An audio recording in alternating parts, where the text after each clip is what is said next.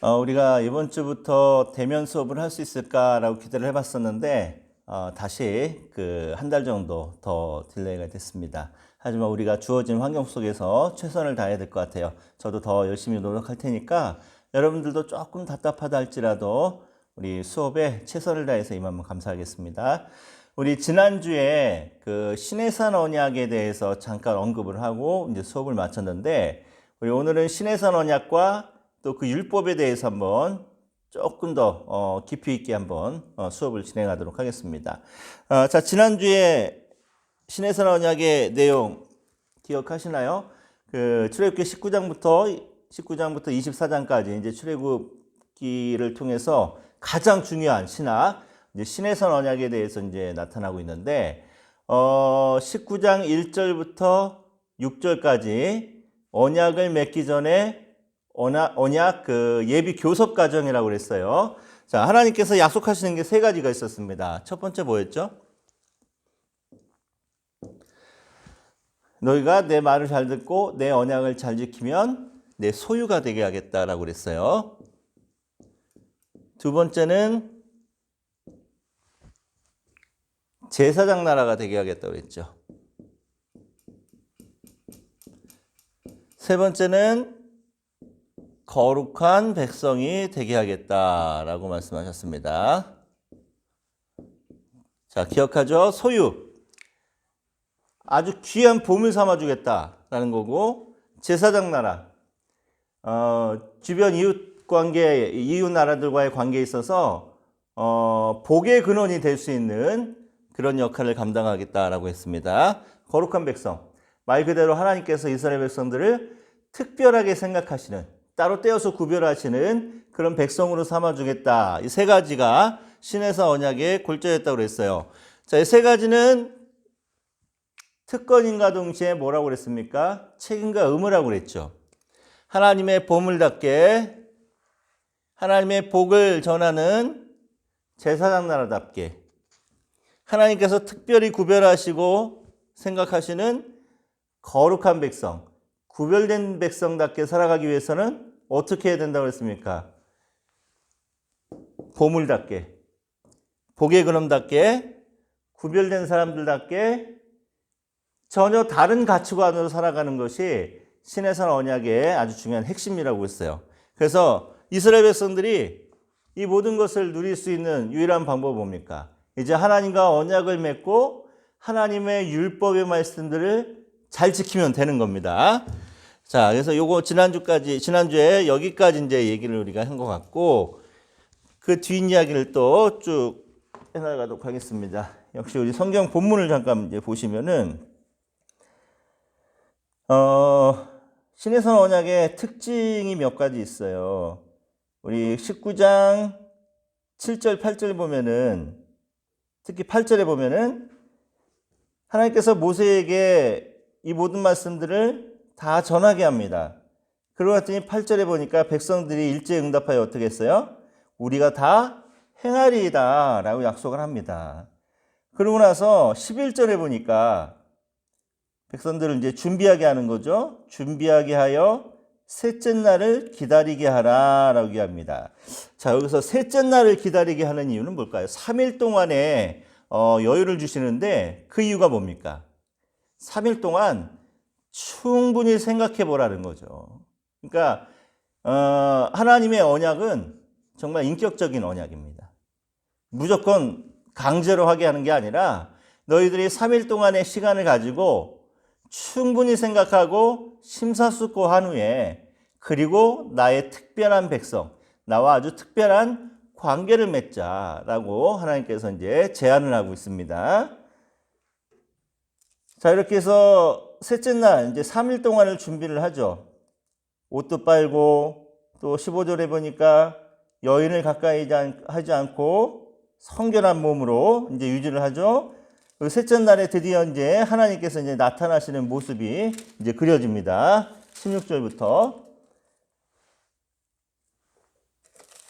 하나님과 주변 근동 국가의 그 신의 또 다른 차이점이 뭘까요? 19장 19절 보니까 하나님이 나타나는 이제 현현의 모습이 나타나는데 음성으로 대답하시다라고 말씀이 나옵니다. 음성으로. 주변의 어느 국가 중에서도 그 이방 민족들이 섬기는 신들 중에 소리, 말, 음성으로 대답하는 신은 아무도 없습니다. 음성으로 대답한다는 게 어떤 의미가 있을까요? 그만큼 하나님께서는 말로써 인격적으로 이스라엘 백성들과 관계를 맺어가시는 그런 하나님이다라는 것을 이제 보여주고 있습니다.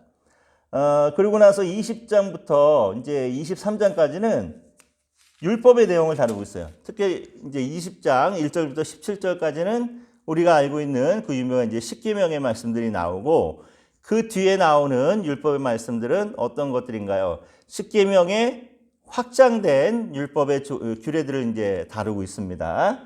이제 요거 잠깐만 이제 율법의 내용은 잠깐 띄워놓고 24장을 한번 보세요. 24장 1절부터 11절까지가 드디어 하나님과 이스라엘 백성들이 언약을 맺는 그 이제 내용입니다. 언약 체결식이죠. 일종의 하나님과 이스라엘 백성들과의 결혼식이다라고 얘기할 수 있어요. 자, 19장에서 이제 쭉 하나님께서 언약의 조건이라고 할 수 있는 내 말을 잘 듣고 내 언약을 지키면, 내 언약을 잘 듣고 잘 지키고 내 말을 잘 듣고 내 언약을 잘 지키면 하고 이제 말씀을 하셨어요.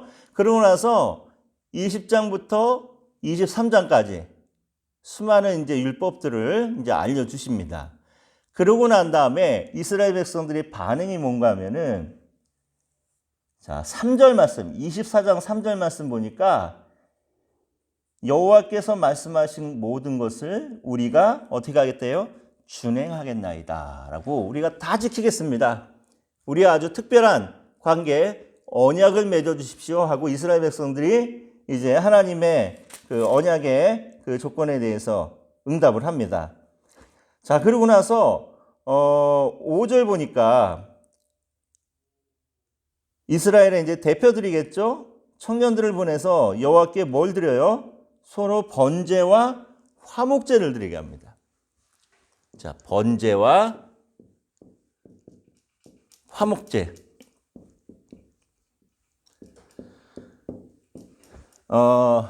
번제, 소제, 화목제, 속죄제, 속건제는 다음 주 레위기 공부할 때 이제 자세하게 다루도록 하겠고, 자, 요 번제와 화목제의 의미에 대해서만 이제 간단하게 설명하고 넘어갈게요. 지금 출애굽기 24장에서 하나님과 언약을 맺고 있는 상황 속에서 번제를 드리고 화목제를 드리는 것이 어떤 의미가 있는가 하면은, 자, 번제는 가장 큰 특징이 뭡니까? 제물의 전체를 다 불로 태워드리는 게 제사입니다. 다시 말해서 내 몸과 내 마음을 하나님께 충성하겠습니다. 다 드리겠습니다. 다 바치겠습니다. 라고 하는 헌신의 의미를 가지고 있습니다. 헌신과 충성. 24장에 나오는 번제는 그런 의미를 가지고 제사를 드리는 거예요. 자, 화목제는 어떤 의미가 있을까요? 24장에 나오는 화목제. 화목제의 가장 큰 특징은 제사를 드린 사람에게 제물의 일정 부위를 다시 돌려줍니다. 그래서 이 제물을 돌려받은 고기죠. 제물을 가지고 어떻게 하는가 하면은 공동 식사를 하는 거예요. 자, 그렇다면은 어떤 의미가 있을까요? 하나님과의 관계가 새롭게 맺어짐을 뭐 하는 겁니까? 축하하는 일종의 결혼 피로연이 되겠죠. 하나님과 제사를 지내고 나서 함께 먹고 마시는. 자, 그래서 11절, 24장 11절 보니까 그들은 하나님을 뵙고 먹고 마셨더라 라는 말씀이 나오는 이유가 화목제를 드리고 나서 돌려받은 그 제물을 가지고 모든 그 잔치에 참여했던 청년들과 모든 사람들이 함께 먹고 마시면서 일종의 결혼식 피로연을 갖는 거예요. 여러분 한번 이렇게 생각을 해볼게요. 예를 들어서 제가 여러분들 중에 뭐 누구와 함께 의형제를 맺었다고 합시다. 여러분들 중에. 근데 의형제를 맺는다는 의미가 뭐예요? 정말 피를 나눈 형제처럼 내가 너를 동생으로 돌봐주겠다. 제가 당신을 형님으로 모시겠습니다. 라는 의미를 갖고 있잖아요. 자, 그런데 이렇게 의형제를 맺고 나서 다음에 봐 하고 그냥 헤어져 버리면은 뭔가 맥 빠지는 느낌이죠. 자, 이렇게 의형제를 맺고 나서 특별한 관계가 되고 나서는 어떻게 됩니까? 야, 우리 함께 먹고 마시면서 오늘을 기념하자 라고 이제 얘기를 합니다. 자, 이 화목제가 그런 의미를 갖는 거예요. 하나님과 이스라엘 백성들이 드디어 특별한 관계가 됐습니다. 이제부터 하나님께서는 이스라엘 백성들을 항상 돌봐주시고 지켜주시고 복을 주셔야 되는 그런 이제 일을 해야 되고, 이스라엘 백성들은 하나님에 대해서 어떻게 됩니까? 19장에서 말한 것처럼 하나님의 말씀을 잘 듣고 하나님과의 언약을 잘 지키면 되는 거예요. 그러면 이 하나님과의 관계가 가장 아름다운, 가장 행복한 남편과 아내, 부부 관계가 되어서 이스라엘 백성들은 영원히 하나님의 은혜 가운데, 축복 가운데 거하는 정말 행복한 민족으로 살아갈 수가 있게 됩니다. 자, 이게 이스라엘 백성들과 하나님과의 맺은 언약의 이제 중심 내용이에요. 자, 그렇다면은 24장 말씀을 보면은 한 가지 특이한 예식이 있습니다. 자, 5절과 6절을 한번 다 같이 읽어볼까요? 5절부터 8절까지 읽어보겠습니다. 같이. 이스라엘 자손의 청년들을 보내어 여호와께 소로 번제와 화목제를 드리게 하고, 모세가 피를 가지고 반은 여러 양푼에 담고 반은 제단에 뿌리고 언약서를 가져다가 백성에게 낭독하여 듣게 하니, 그들이 이르되 여호와의 모든 말씀을 우리가 준행하리이다. 8절. 모세가 그 피를 가지고 백성에게 뿌리며 이르되 이는 여호와께서 이 모든 말씀에 대하여 너희와 세우신 언약의 피니라. 자, 제사를 드리고 나서 제물에게 피가 나오지 않습니까? 그럼 이 피를 지금 어떻게 한다는 거면은 반씩 나눈다라는 거예요. 그리고 반은 어떻게 하냐면은 제단에다 뿌립니다. 하나님의 제단에다. 그 나머지 반은 어떻게 합니까? 지금 이스라엘 백성들에게 뿌리고 있죠. 자, 피를 반씩 나눠갖고 반은 제단에 뿌리고 반은 이스라엘 백성들에게 뿌린다라는 말, 의미는 어떤 의미가 있을까요? 이제부터 누구든지 이 언약을 깨트리고 파기하면은 뭘로 갚는다? 피, 목숨으로 갚는다라는 것을 상징합니다. 그래서 언약은 우리에게 정말, 이스라엘 백성들에게 정말 큰 은혜고 축복인가 동시에 이것을 반드시 지켜야 될 굉장히 큰 거룩한 부담감이라고 할 수 있겠죠. 의무입니다. 의무. 자, 이때부터 이제 이스라엘과 하나님과의 관계가 어떤 관계가 되는 거예요? 법적으로 관계를 맺습니다. 그래서 언약 관계를 제가 한번 말씀드렸던 것 같죠? 앞에 언약 관계는 하나님과 이스라엘과의 관계가 법적인 관계가 되는 사건이 바로 언약 관계입니다. 법으로 증거해 준다라는 거예요. 법으로 이스라엘 백성들은 하나님의 백성이고 하나님은 이스라엘 백성이다라는 것을 법으로 증거해 주는 사건이 언약 사건이었습니다. 신에서 언약. 자, 그렇다면은 이렇게 법으로 보호를 받는다는 것은 어떤 의미가 있을까요? 예를 들어서 전셋집을 이제 집주인과 계약을 했다고 생각을 해보시면은 이 계약 기간 동안은 내가 이 집에서 마음껏 살 수 있습니다. 그렇죠? 이 계약 기간 안에는 그게 계약의 조건이잖아요. 대신 뭐 집을 뭐 부시거나 망가뜨리거나 하면은 내가 다 고쳐줘야 되고, 그리고 또 계약 기간 전에 내가 이사를 가겠다라고 한다면은 그에 해당하는 모든 금전적인 피해, 손해는 내가 감당하는 겁니다. 근데 반대로 집주인이 계약 기간 전에 뭐 나가라라고 한다면은 거기에 따르는 금전적인 손해는 역시 집주인이 이제 감당을 하게 되겠죠. 그게 이제 법으로 맺어진 계약 관계에 있어서의 특징이죠.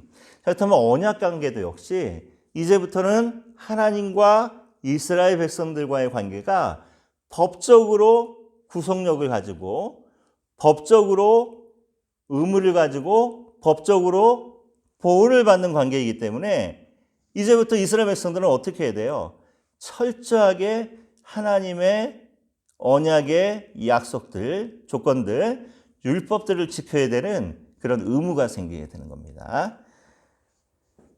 자, 이렇게 이스라엘 백성들과 하나님께서 드디어 언약을 맺습니다. 그래서 아까 읽은 것처럼 24장 11절 보니까 하나님을 뵙고 그 앞에서 먹고 마시면서 결혼 피로연을 이제 성대하게 이제 치르는 거예요. 그래서 하나님과 이스라엘 백성들이 드디어 특별한 관계를 맺습니다. 자, 그러고 나서 우리 잠깐 중간 뛰어넘고 어디를 보냐면은 32장을 한번 보세요. 자, 32장은 어떤 사건입니까? 그 유명한 황금송아지 사건이죠. 이스라엘 백성들이 모세가 산에 올라가서 40일 동안 또 하나님의 규례를 받는 동안 그것을 참지 못하고 아론에게 찾아가서 뭘 달라고 합니까? 자기들을 인도해내 신을 요구합니다. 어디 갔느냐? 그래서 아론이 뭘 만들어주죠?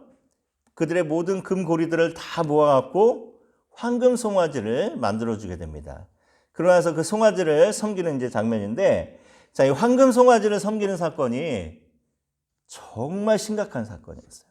그냥 단순한 우상 숭배 사건이 아닙니다. 자, 왜 그러냐면은, 여러분 조금 전에 하나님과 언약 관계를 맺는 이 사건을 이야기하면서 이제부터 이스라엘과 하나님과의 관계가 법적인 관계가 되었다고 그랬죠.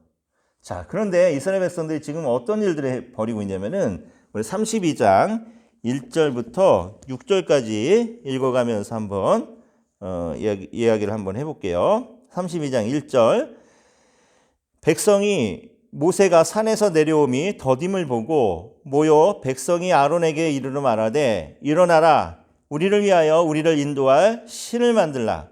이 모세 곧 우리를 애굽 땅에서 인도해 낸 사람은 어찌 되었는지 알지 못함이니라. 자, 백성들이 모세가 더디 내려오는 것을 보고 아론에게 찾아갑니다. 찾아가서 뭐라고 얘기하냐면은 도대체 우리를 인도한 모세는 어디 있고 하나님은 어딨냐라고 하면서 이제 우리를 인도할 신을 만들어 달라라고 이제 요구를 하죠. 2절 말씀 보니까 아론이 그들에게 이르되 너희의 아내와 자녀의 귀에서 금고리를 빼어 내게로 가져오라. 아론이 그 백성들에게 모든 금고리들을 다 가져오라고 합니다. 그때 3절에 모든 백성이 그 귀에서 금고리를 빼어 아론에게로 가져갑니다. 4절 아론이 그들의 손에서 금고리를 받아 부어서 조각칼로 새겨 송아지 형상을 만드니 그들이 말하되 이스라엘아 이는 너희를 애굽 땅에서 인도해낸 너희의 신이로다 하는지라. 자, 아론이 그 금고리를 다 받아서 어떻게 해요? 지금 아주 정성스럽게 부어갖고 만들어갖고 조각칼로 새겨서 송아지 형상을 만들어준 거예요. 자, 그러고 나서 뭐라고 선포를 해주냐면은 이스라엘아 바로 이것이 너희를 애굽 땅에서 인도해낸 너희 신이다 라고 하면서 황금 송아지가 바로 이스라엘을 애굽에서 구원한 신이다 라고 이야기를 합니다. 자, 그랬더니 5절 말씀 아론이 보고 그 앞에 제단을 쌓고 이 아론이 공포하여 이르되 내일은 여호와의 절이라 하니 6절 이튿날에 그들이 일찍 일어나 번제를 드리며 화목제를 드리고 백성이 앉아서 먹고 마시며 일어나서 뛰놀더라. 자, 아까 24장에 보니까 하나님과 이스라엘 백성들이 언약 관계를 맺으면서 서로 번제를 드리고 화목제를 드리고 그 앞에서 먹고 마셨다라는 그런 구절이 있었죠. 자, 그런데 오늘 32장도 보니까 이스라엘 백성들이 지금 어떻게 하고 있어요? 아론이 황금 송아지를 만들어 주니까 이 금송아지 형상 앞에서 뭘 합니까? 역시 번제를 드렸어요. 그리고 화목제를 드렸습니다. 아까 번제와 화목제의 의미가 뭐라고 그랬어요? 번제는 내가 충성을 다하겠습니다. 내가 헌신하겠습니다. 라는 것을 표현한다고 그랬죠. 지금 누구에게 이러고 있습니까? 하나님께? 아니죠. 아론이 만들어준 금송아지에게 지금 이렇게 하고 있다는 거예요. 역시 마찬가지로 화목제를 드립니다. 이제는 우리가 금송아지와 아주 특별한 관계를 맺겠다라는 거예요. 이것을 축하하겠다라는 겁니다. 아까 화목제가 어떤 의미가 있었다고 그랬죠? 이스라엘과 하나님과 특별한 언약 관계를 맺고 나서 일종의 결혼식을 하고 나서 이제부터 우리가 법적으로 부부가 되었어. 정말 특별한 관계가 되었어라는 것을 축하하면서 축하 피료연을 여는 것이 화목제라고 그랬었죠. 근데 오늘 본문 보니까 32장 본문 보니까 이제는 그 모든 걸 누구에게? 하나님이 아닌 황금송아지에게 그것을 하고 있다는 거예요. 이게 얼마나 심각한 범죄입니까? 황금송아지를 섬기는 사건은 단순한 우상숭배 사건이 아니라 뭡니까? 그렇다면 출애굽기 24장에서 하나님과 이스라엘 관계가 맺었던 그 모든 아름다운 언약의 관계를 지금 이스라엘 백성들이 파기하는 거예요. 그러니까 언약 파기입니다. 언약 파기. 그래서 이 사건이 정말 심각한 범죄인 거예요. 지금까지 우리를 애굽에서 인도해 내신 신이 애굽에 10가지 재앙을 내리고 유월절에 그 귀한 그 은혜를 통해서 또 홍해를 가른 그 엄청난 기적을 통해서 여기까지 우리를 인도한 신이 지금 누구라는 겁니까? 여호와 하나님이 아니라 바로 황금송아지다라고 이스라엘 백성들이 지금 고백하면서 하나님과의 관계를 다 깨트려버리고 파기하고 황금송아지와 새롭게 언약을 맺고 있는 거예요. 그러니까 부부관계를 치면은 아내가 지금 남편을 버리고 외간 남자와 지금 간음을 저지르는 거죠. 굉장히 심각한 범죄였습니다. 자, 그렇다면은 왜 하필이면 황금송아지냐? 왜 황금송아지였을까요? 황금송아지는 이 당시 고대 근동에서 특히 애굽을 중심으로, 이집트를 중심으로 굉장히 많은 사람들이 섬기던 우상이었습니다. 황금송아지는 힘과 다산을 상징하는 신이었어요.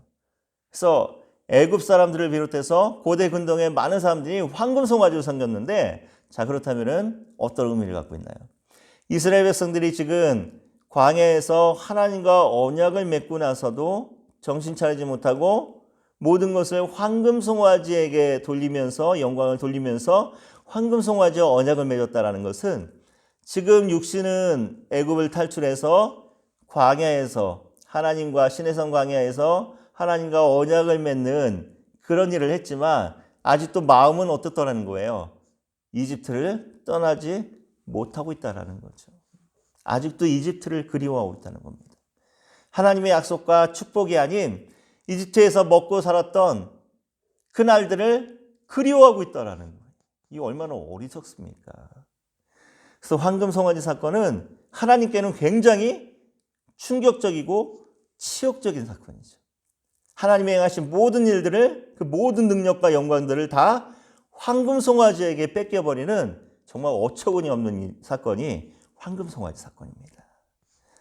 자, 그래서 우리가 출애굽기 19장부터 24장의 시내산 언약과 함께 이 32장 황금송아지를 섬기는 이 사건을 함께 보는 것이 구조적으로 이제 훨씬 더 좋죠. 자, 그런데 황금송아지 이 사건을 통해서 우리가 또 다른 것을 하나 깨닫는데, 이 사건이 어떻게 마무리가 됩니까?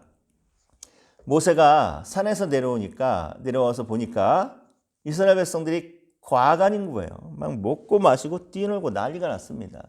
아까 24장에서는 하나님 앞에서 그냥 기뻐하면서 즐거워하면서 먹고 마시는 정도였는데, 여기서 보니까 32장 6절을 보니까 일어나서 뛰놀기까지 하더래요.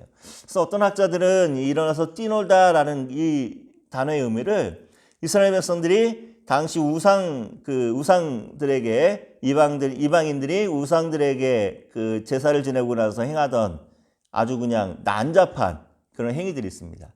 집단 성관계를 가졌다라고 이렇게 이제 해석하는 분들도 있는데 그렇게까지 이제 해석하는 건 조금 무리인 것 같고, 어쨌든 하나님과 언약을 맺고 나서 그 상황이 아닌 굉장히 좀 뭐라고 할까요? 퇴폐적인 그런 이제 방식으로 황금 송아지와 지금 언약식을 맺고 필연을 갖고 있다라고 이제 볼 수 있습니다. 자, 이렇게 이스라엘 백성들이 이렇게 하는 모습을 모세가 내려오면서 보고 너무도 화가 치밀어 오릅니다. 그래서 19절에 보니까 어떻게 하죠? 하나님께 받았던 그 십계명 돌판이었겠죠? 집어 던집니다. 19절 보니까 진이 가까이 이르러 그 송아지와 그 춤추는 것들을 보고 크게 도하여 손에서 그 판들을 산 아래로 던져 깨트리니라. 자, 이 판들, 하나님께서 알려주신 이 십계명 판들을 던져서 깨트린 이유가 뭡니까? 이제는 하나님과 이스라엘과의 언약 관계가 깨져버렸다는 거예요. 상징적으로 보여줍니다.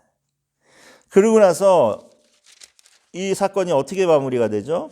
레위인들을 통해서 우상 숭배에 직접적으로 가담한 자그마치 3,000명이나 되는 엄청난 백성들의 수를 다 하루아침에 죽여버리고 맙니다. 그런데 우리가 여기서 한번 생각해 볼 문제가 있어요.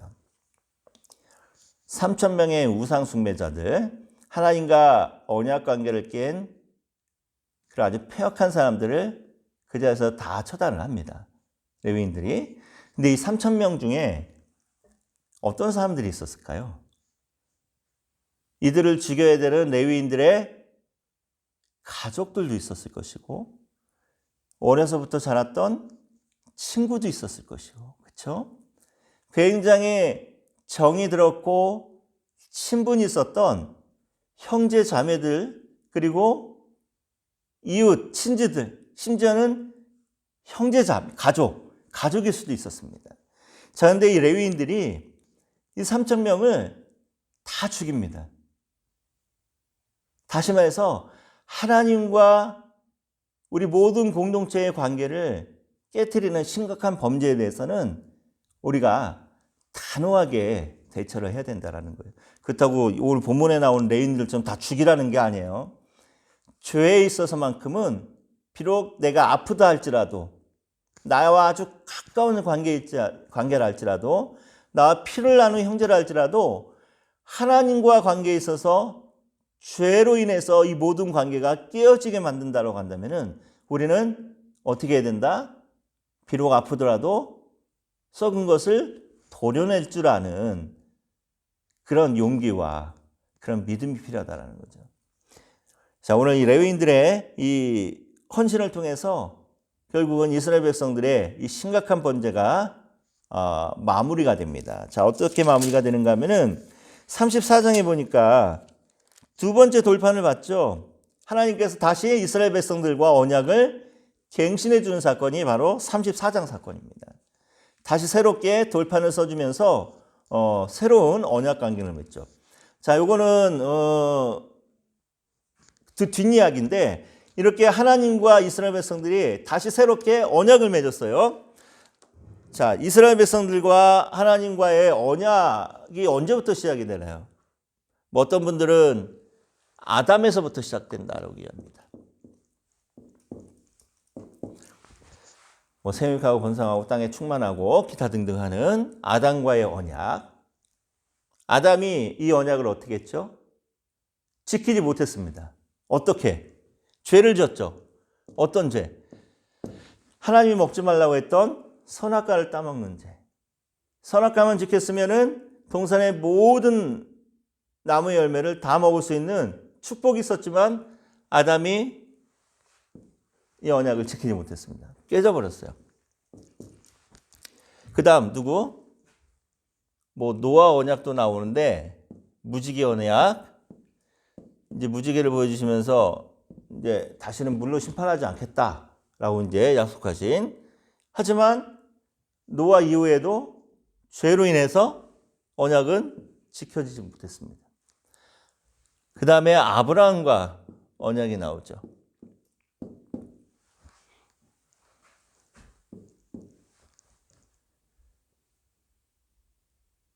너의 친척과 고향과 아버지 집을 떠나라 라고 하시면서 하나님이 약속하시는 세 가지 우리 이제 공부했습니다. 이 아브라함의 언약이 이루어지기 위해서 지금 400년이 지난 거예요. 그래서 드디어 시내산에서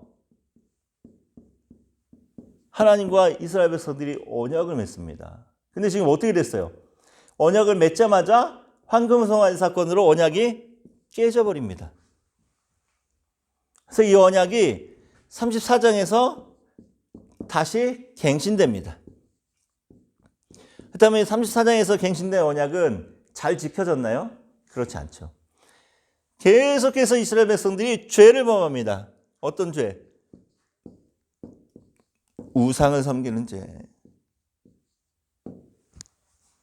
이 죄 때문에 나라가 나중에 어떻게 되죠? 뭐 열왕기에서 공부하면서 잠깐 언급하겠지만 솔로몬이 우상을 섬긴 죄 때문에 나라가 분열이 됩니다. 분열이 되고 나서 남과 북이 어떻게 보면은 막 발전한 것처럼 보이지만 오히려 멸망의 길을 걸어가고 있죠. 결국은 이 언약도 이스라엘 백성들이 지키지 못합니다. 그래서 에스겔서나 예레미야서를 보면은 하나님께서 그래서 다시 새 언약을 맺어주시죠. 새 언약의 골자는 뭡니까? 이전에 시내산에서 너희들 조상이 나와 함께 맺었던 이 언약과는 같지 않다라는 겁니다. 이 언약들은 너희들이 깨트려 버렸고 파기가 됐지만 내가 앞으로 맺을 새 언약은 영원히 깰 수 없는 새 언약. 그래서 이 새 언약이 누구예요? 바로 예수 그리스도. 예수 그리스도를 약속하시면서 구약 성경은 이제 끝이 나죠. 자, 언약의 흐름이 이제 이렇다라는 것은 그냥 기본적으로 좀 알아두시면 좋을 것 같고 나중에 언약에 대해서 여러분들이 좀 더 깊이 있게 연구하려면은 더 이제 상위 과정으로 가시면서 공부하시면 좋을 것 같아요. 오늘은 그냥 여기까지만 얘기합니다. 더 이상은 자세하게 얘기할 수 없습니다. 자, 이렇게 하나님과 이스라엘 백성들이 계속해서 언약을 맺고 하나님께서는 그 사랑을 계속해서 고백하지만 이스라엘 백성은 계속해서 하나님의 사랑을 언약을 깨트려 버립니다. 나라가 망하게 됩니다. 그런 상황까지 가게 되는 거예요. 자, 이제 다시 이제 출애굽기 율법을 한번 돌아와 볼게요. 자, 언약은 이렇게 이제 이해를 하시면 좋을 것 같고 20장 보면은 우리가 너무 또 잘 알고 있는 십계명이 나오죠. 자, 우리 잠깐 출애굽기 처음 시작할 때 언급했던 거 생각해 볼게요. 613가지의 율법이 있다고 그랬죠. 그 중에 248개, 365개 기억하죠? 요거를 핵심 정리해 놓은 게 뭐다? 10개의 말씀들, 십계명이다. 그래서 어떻게 해석한다고 했죠? 248개의 뼈마디를 가진 사람이라면은 1년 365일 10개의 손가락으로 하나 꼽아가면서 하나님의 율법을 지켜야 된다라고 이제 그때 풀이를 했습니다. 자, 이 십계명에 대해서 잠깐만 한번 생각을 해볼게요. 십계명이 가지는 굉장히 큰 의미가 있습니다. 출애굽기 20장 1절부터 17절까지의 십계명이 그 뒤에 나오는 다른 율법들과 비교했을 때 정말 특별한 것. 그게 뭘까요?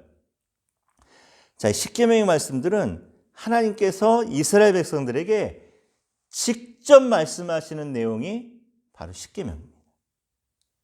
자, 그렇다면은 그 뒤에 나오는 율법들은 어떤 율법인가요? 그 뒤에 나오는 율법들은 하나님이 모세를 통해서, 모세라고 하는 중재자를 통해서 이스라엘 백성들에게 율법을 전달하는 방식입니다. 그래서 십계명은 굉장히 독특한 위치를 차지하고 있는 거예요.